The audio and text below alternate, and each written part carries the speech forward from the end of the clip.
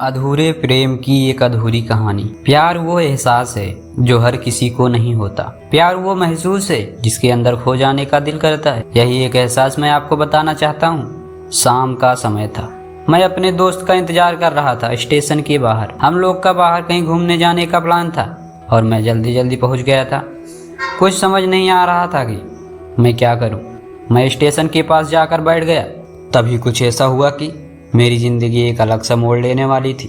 Station की तरफ मैं देख रहा था कि मेरा दोस्त आया कि नहीं। तभी अचानक से मेरी नज़र एक लड़की पर पड़ गई। वो जो वक्त था मैं पूरी तरह से देर के लिए थम सा गया था।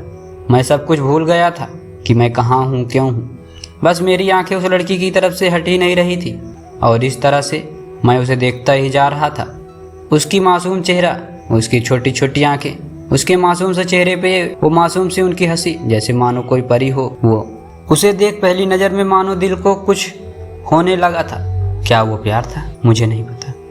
बस दिल बोल रहा था कि मेरा दोस्त कुछ देर बाद आए या ये वक्त रुक जाए। मुझे उसका नाम जानना था। उसके बारे में बहुत कुछ पता करने को दिल कर रहा था, लेकिन कैसे करूं ये समझ नहीं आ रहा था। जब कुछ समझ नहीं आ रहा तो तब मैंने भगवान से प्रार्थना किया कि मुझे ये लड़की मेरी ज़िंदगी में चाहिए। वो जा रही थी मेरे आंखों से दूर। मुझे रोकना था उसे, उससे बातें करना था, उससे दोस्ती करनी थी और उसे अपने दिल की बात बतानी थी। लेकिन कैसे? यही सवाल बार बार बस मेरे मन में आ रहा था और उसे बेचैन किए जा रहा था।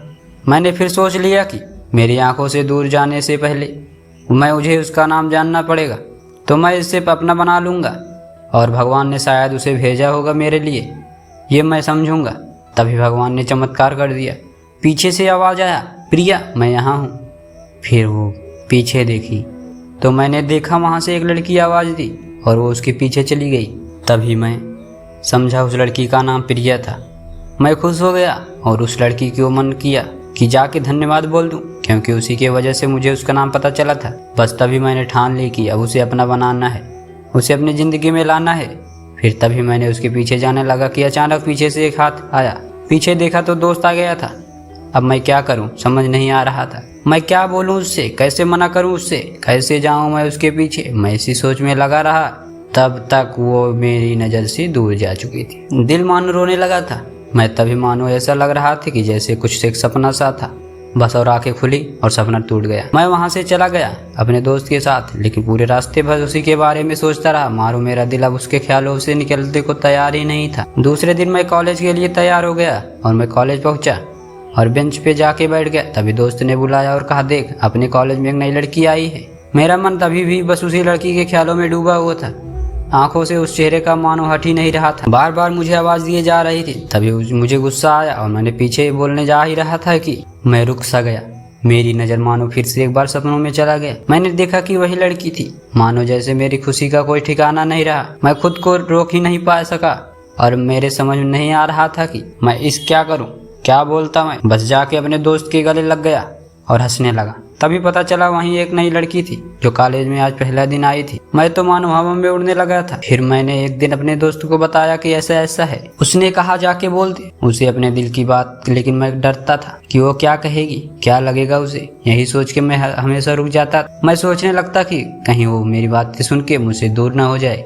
मैं उससे दूर होने से डरता था। मुझे एहसास हो गया था कि शायद वो भी मुझे पसंद करती है, लेकिन वो भी कुछ कह नहीं रही है। उससे लगता है कि मेरे मन में उसके लिए कुछ खास नहीं है, लेकिन वो क्या जाने कि उसे पहली नज़र में देख के ही मैंने उसे अपना दिल दे चुका था। दिन बीतते गए, हम लोग एक अच्छे दोस्त की तरह बन गए और साथ साथ रहने लगे, साथ साथ बातें करने लगे। लेकिन ना जाने कभी मुझे हिम्मत हुआ उससे कुछ भी कहने का और ना ही कुछ उसे वक्त बीता। और इस तरह हम लोग की पढ़ाई पूरी हो गई, लेकिन मेरे दिल में उसके लिए अभी भी पहला आखिरी प्यार था और शायद उसके लिए भी। और इस तरह से हमने सबको अलग अलग कंपनी में जॉब लग गई थी।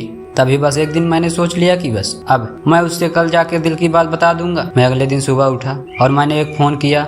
उससे कहा कि मुझे मिलना है, उसे कुछ बताना है। उसने मिलने के लिए हाँ कर दिया और इस बात से मुझे बहुत खुशी हुई। हम लोगों ने एक समय निर्धारित किया था और मैं समय से पहले वहाँ इंतजार कर रहा था। तभी मेरी नज़र उस पे पड़ी। वही कपड़े, वही बैग, वही छोटी छोटी आंखें और वही प्यारी सी चेहरे पे मुस्कान। मानो ऐसा लग रहा था कि वही पहला दिन हो जब मैंने उसे पहली बार देखा था। वो धीरे धीरे आ रही, मैं तो बस उसे देखता ही जा रहा था। फिर जो पास आती है, फिर वो मेरे सामने बैठ जाती है। तभी बस मैंने उससे कहा कि मुझे तुमसे कुछ कहना है। फिर तभी उसने भी कहा दिया, मुझे भी तुमसे कुछ कहना है। तुम्हें मैं खुश हो गया। मुझे लगा कि वो आज भी अपने दिल की बात बोल देगी। फिर मैंने उससे कहा कि तुम पहले बोल दो। उसने तो पहले मना किया पहले बोले से, लेकिन मैंने ही जिद कर दिया कि पहले तुम बोलो। और वो बोलने जा रही थी कि मानो मेरी सांसें रुक गई थी। उसकी बातें सुनने के लिए सब कुछ थम सा गया था। बस ऐसा लग रहा था कि मैं और वो कुछ नहीं आसपास। फिर उसने अपने बैग में से एक कार्ड निकाला और दिया मुझे। वो जो पल था वही पहला पल जब मुझे लगा कि मेरा सपना था और सपना टूट गया। उस कार्ड में उसकी शादी का नामांतरण था। बस फिर क्या, सब कुछ